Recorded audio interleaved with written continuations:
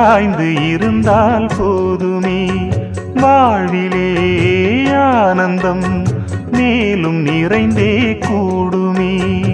இதயம் எழுதும் இனிமையே இன்பம் வேறேது கனவில் வளர்ந்த கவிதையே என்றும் மாறாது நீ என்றும் தேன் என்றும் வேதங்கள் ஏதம்மா நினைத்ததும் இனித்திடும் காதல் பூமழை